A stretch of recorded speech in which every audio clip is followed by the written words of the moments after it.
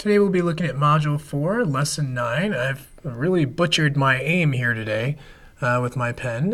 We're going to be representing addition and subtraction expressions in multiple representations. So we're going to do some of these in verbal representations, which means with words, numeric representations, which is just numbers and stuff, and then using visuals, using tape diagrams. Better close my parentheses there. So let's go ahead and start by taking a look at this first one down here. So first it says to make model the following with a tape diagram and an expression.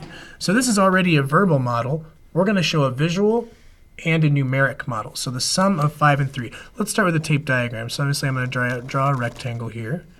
And if I want to show 5 and 3 added together, I can kind of keep this simple here. I can just say like this. I can say, oh, it's 5 and it's 3. So this is the sum of 5 and 3, which is 8. Now, the nice thing about addition is I know I can switch that around and it'll still equal the same thing, won't it? They'll both be 8. So I can say, okay, over here I have 3, over here I have 5, 3 plus 5 added together. So that's pretty simple. So I've got my tape diagram. Now I need to write an expression. So how do I write the sum of 5 and 3? I can write 5 plus 3, or I can write 3 plus 5. We know from our long-term memory chunk 0, we can add things together like this, and it doesn't change its value. Let's try the next one. So I've got an expression for that one. I'm done with this section over here. So now 10 minus 6. Okay, so I need to have 10. So this whole thing is worth 10. But then I need to remove 6.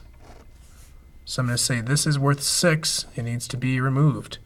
So then what is this equal to? Well, it's equal to whatever 10 take away 6 is. Obviously, you know it's 4, but it's 10 take away 6. Now, I can't switch the order on this one. We've talked about this. It makes completely different answers. So I've got my tape diagram for this second one.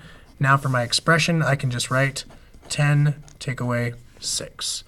So here are our expressions, and here are our tape diagram models. Let's go ahead and try this with a couple more examples.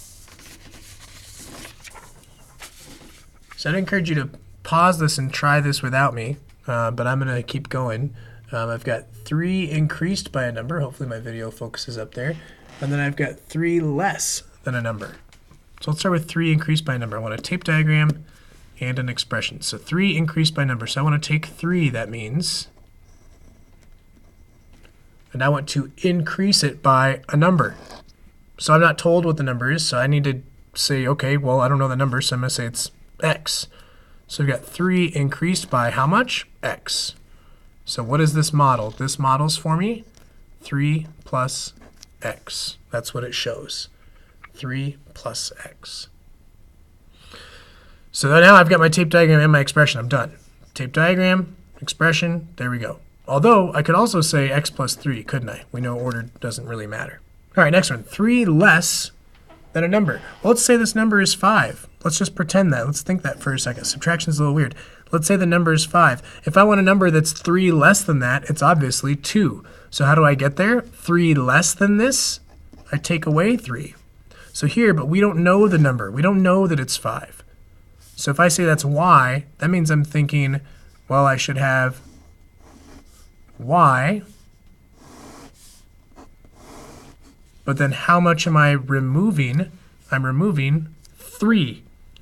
So then just like in our last one, what would be left here? Well, whatever y take away, how much? Whatever y take away 3 is. So there's my expression. 3 less than a number would be y take away 3. Expression, tape diagram, expressions, tape diagram. Done with those. All right, pause the video at this point. Go down, see if you can figure out x decreased by 3 and m increased by k. Go ahead and try those on your own, giving me the tape diagram as well as the expression. Okay, I'm back after giving you some time to work. First I need m, and we're increasing it by k. So I'm adding k on. We don't know if it's bigger or smaller, but I'm just going to draw it a little smaller. So I have m increased by k. Now you could also have, if you make them equal sizes, you could also have this, and it means the same thing, right? So our expressions are either m plus k, or we can have k plus m. We know with addition, order does not matter. All right, what about x decreased by 3? Well, if you're stuck on this one, think about this. What if it was 10 decreased by 3? If it were 10, what would it be? It would be 7, right? So which one gives you 7? 10 minus 3 or 3 minus 10? Obviously, not that one. That gives you negative 7. So this one would decrease it by 3. So that means instead of x minus 3 or 3 minus x, which one is showing me x being decreased by 3? Well, if we use this logic from this example, this is the one. This means something totally different. So x take away 3. So that's one way to think about it. We can model it like this. I've got x, and what am I decreasing it by? What am I removing from it? I'm removing 3.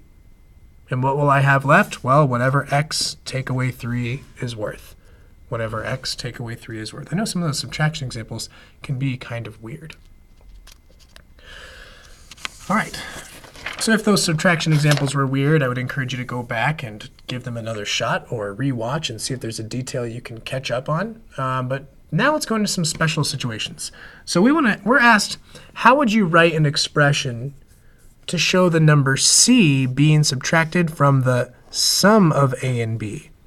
So c is being subtracted from the sum of this stuff. Well, first of all, sum should make us think addition. So c being subtracted from the sum of a and b. Let's take this one step at a time. Start by writing an expression for the sum of a and b. Well, if that means addition, I can write it as a plus b, or I can obviously write it as b plus a. But now it says, show c being subtracted from the sum.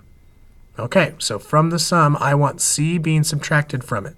So a plus b, take away c.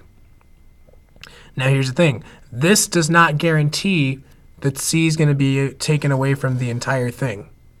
If I want c taken away from what these are added together, I need to make sure that they are in parentheses. So we can ignore this prove it step. What I want you to do is ignore that step. We need these in parentheses. So if I want the c, if I want this expression, right, c being subtracted from the sum of a and b, I have to get that in parentheses. A plus b, the sum of it, take away c.